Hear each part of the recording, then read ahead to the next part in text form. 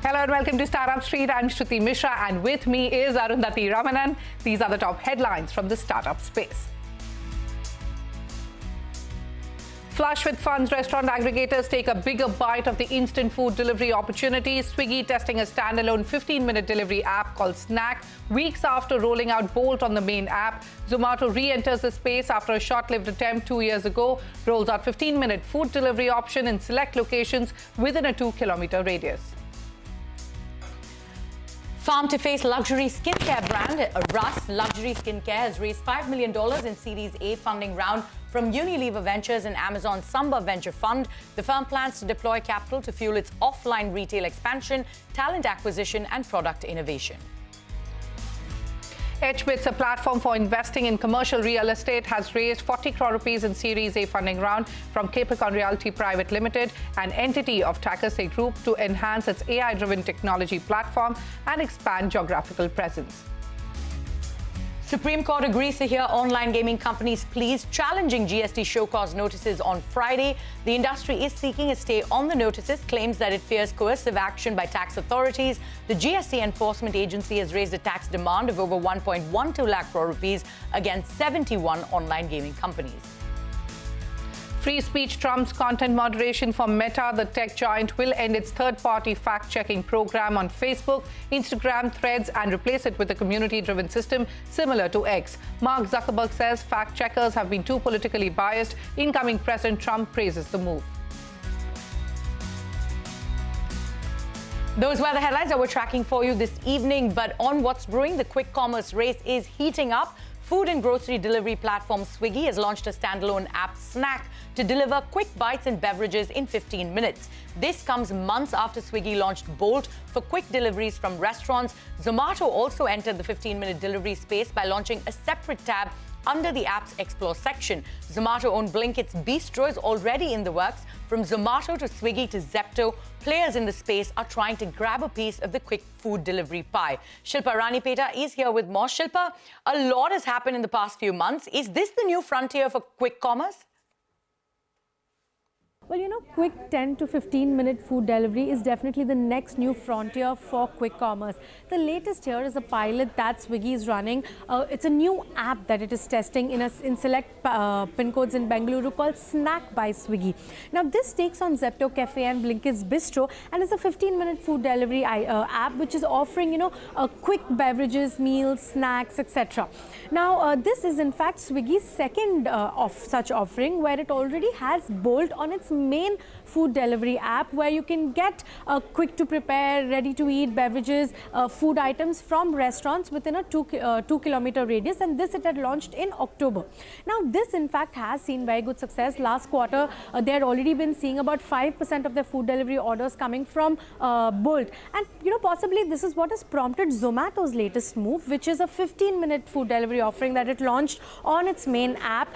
This is also, you know, seems to be available currently in just a few pin codes, while there has been no official announcement from Zomato. This is under its Explore section of the app, where you can see this option of 15-minute food delivery. This is also similar, you know, quick to prepare items from restaurants within a 1.5 to 2 kilometer delivery. So, you know, you can see many new apps are coming up in this space. Ola also had launched Ola Dash. Magic Pin has Magic Now. Zepto also is rapidly expanding its Zepto Cafe. So not just on the quick commerce front, but even on the main food delivery front, 10 to 15-minute food delivery is what now consumers are expecting. And thanks to these players, they're going to be spoiled for choice. Back to you.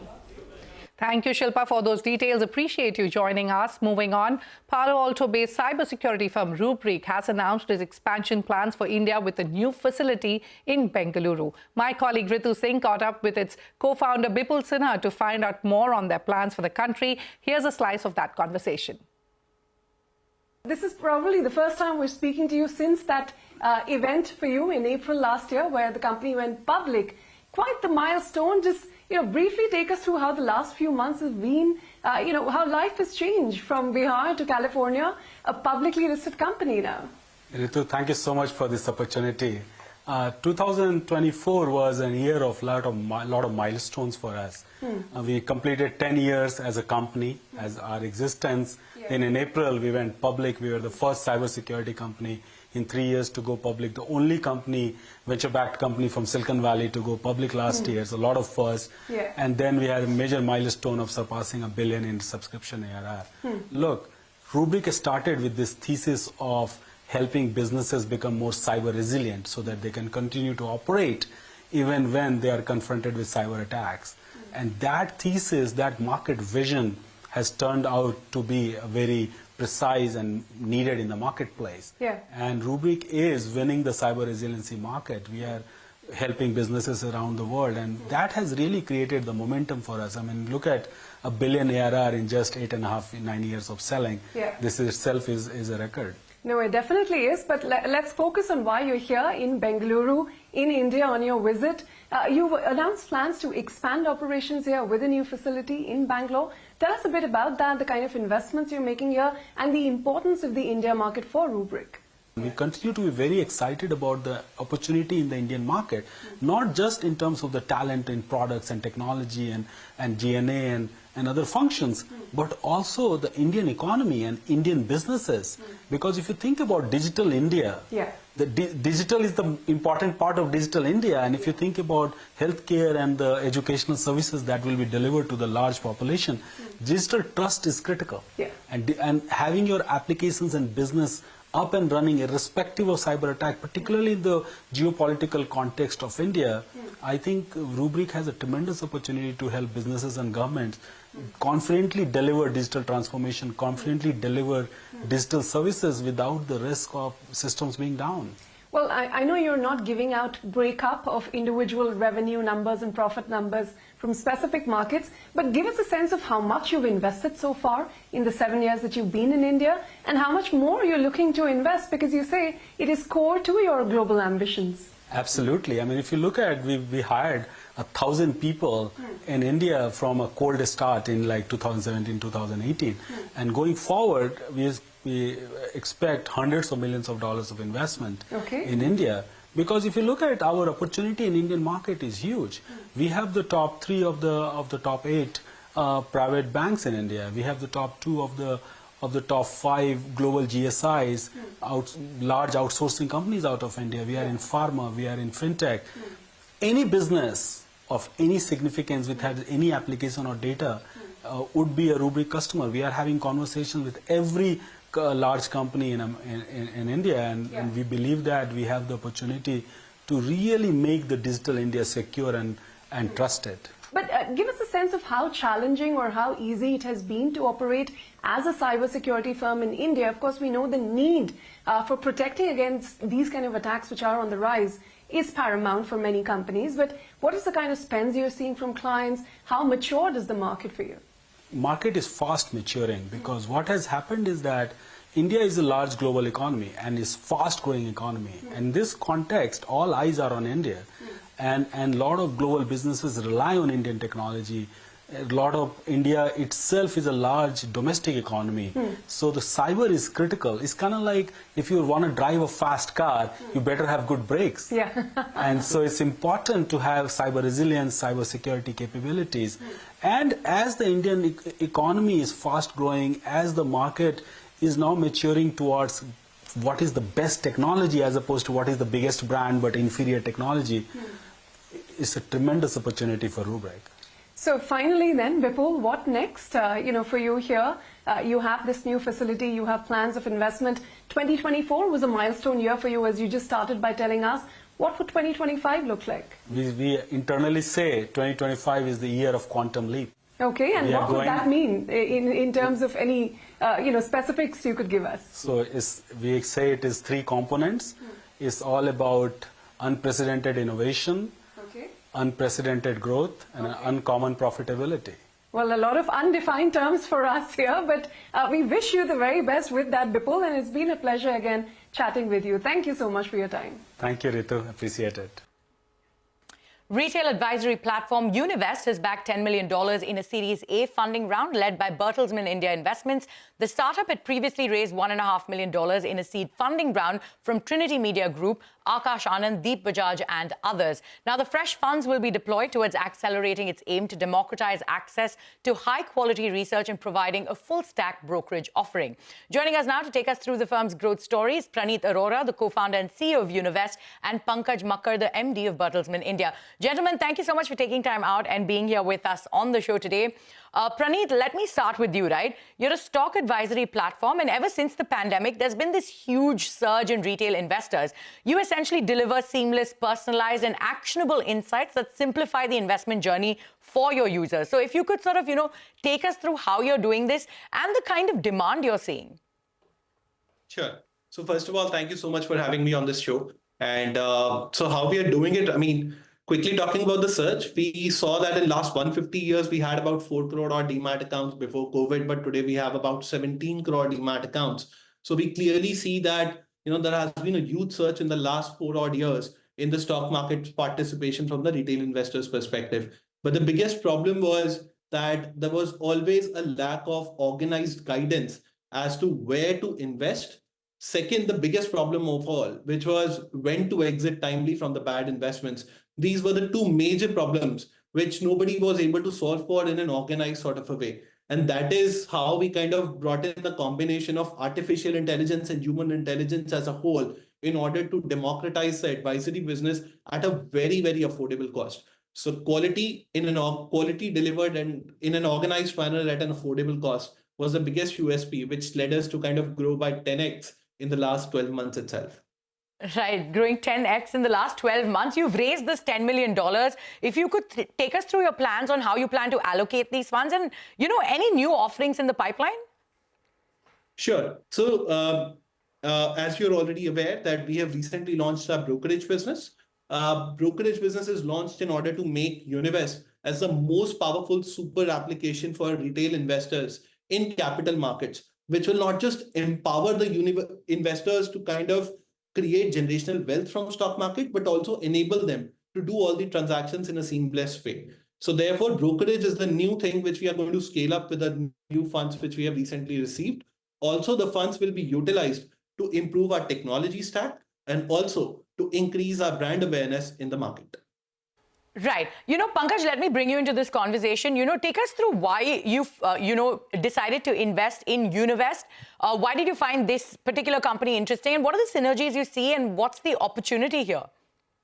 Look, we are super excited to invest in Univest. I'm quite happy that we got an opportunity to invest behind Praneeth and Avneet. They're rockstar founders. 10x growth that he just kind of mentioned that he did last year. If we can do that for the next few years, we golden asset on our hand. But more importantly, why we invested in Univest is because if you look at what's happening in India, roughly about 10% of adult population in India participates in equity. If you look at the US numbers or the China numbers, that number stand at 60% for the US and 23% for China, which means that India has a long way to go. And if we have to do that, we have to get the retail investors to come into the market, participate actively, and they need a lot of tools, they need a lot of handholding. And I do think that Praneeth and Avneet are building exactly that in Univest, and we are super excited to partner with them in this journey. Right, so lots of factors that you pointed out there that sound exciting about the firm. But Praneeth, what's the revenue model here? Take us through the kind of revenues you've made, the targets for this year, and the number of users you've catered to at this point. Sure.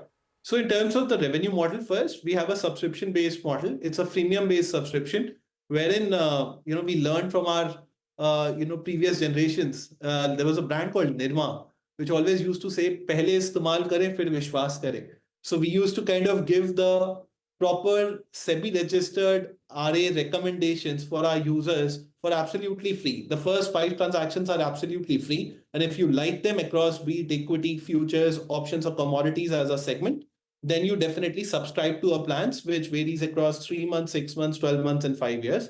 If you like them, subscribe, then that's it. So this is what our revenue model has been primarily in the last 12 months. Now, with brokerage coming in, there are a lot of other income streams which gets opened up, and therefore we are going to capitalize on the same. And in the next 12 to 15 months, if you look at, our plan is to kind of make this business as equal as 50% of the total revenue which we are going to, which we are gunning for. In terms of what we are gunning for, we closed recently 100 crores ARR in a bootstrap kind of a manner. And after this strategic integration with BI, which I'm really, really thankful of, I think it is going to take us to 1,500 crores kind of an ARR in the next 2 to 2.5 odd years. That's what we are gunning for. Right, so big targets there as well. Pankaj, you know, it is 2025, it's a new year. If you could sort of take us through your investment thesis for this year, which sectors do you think will be getting investor interest? Anything new that's catching your eye? I think definitely the sectors which have continued to play in 2024 and will continue to play in 2025 would be fintech, health tech, and e-commerce and consumer brands would continue to be pretty hot. But what I am super excited about are two themes. Number one, the next billion users going into rural India, tier 2, tier 3, tier 4 markets. That's one big theme. And there's a lot of product and services that are needed for that market. And number two are AI-led models, including Univest is one example. But on the application layer, there's a lot of innovation that's happening by AI. And India, I think, will be one of the frontier markets for application layer in generative AI and AI in general. And those are the kind of companies that we are super excited about. Right, so the Bharat opportunity and AI-led models is what you're excited about for this year. But Pranit and Pankaj, thank you so much for taking time out and being here with us on Startup Street. Thank you for having us. Well, on that note, it's time for us to head into a quick commercial break. But coming up, climate risk and sustainability company Resilience AI raises fresh funds from Kalari Capital CXXO initiative. We put its co-founder and CEO on the hot seat to know about the company's future roadmap.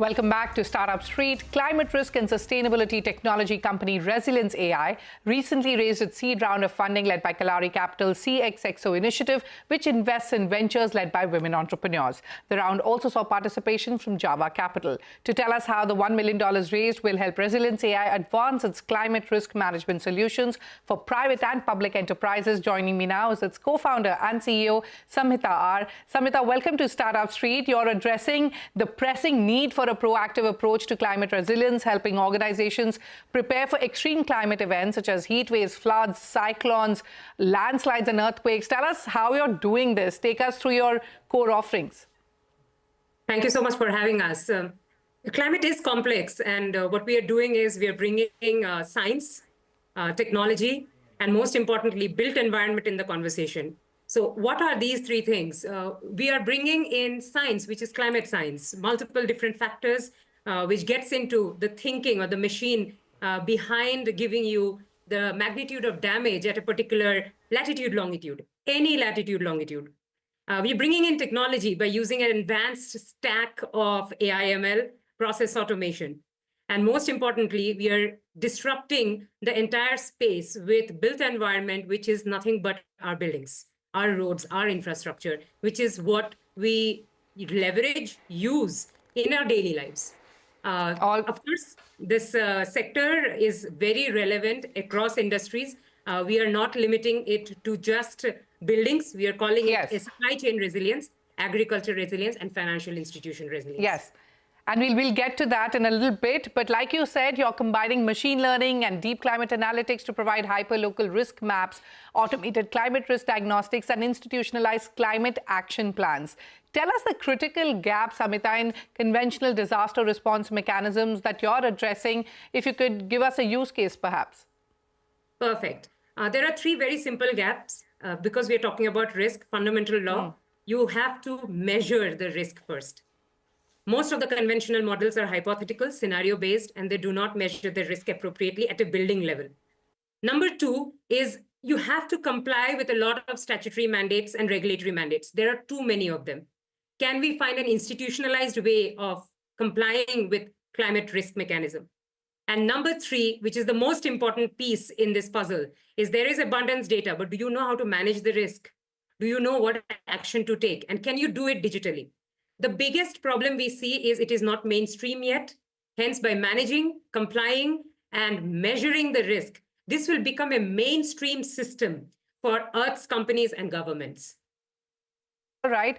Tell us, who have you partnered with so far? Who's your clientele, and what kind of an impact have you made so far? Our clientele ranges from governments and multinational corporations, and we are right now working and onboarding corporate firms. The focus of these two sectors are very different, to be honest. The private sector is very focused on bringing adaptation and getting prepared so that if there is a flood, your plant, your facilities are safe, your people are safe. Whereas when we see it for the government, they want to minimize the cost of inaction that happens in terms of investment when a flood happens. After a flood happens, relief and recovery and the entire infrastructure redevelopment is both a time-consuming and cost-intensive effort from the government.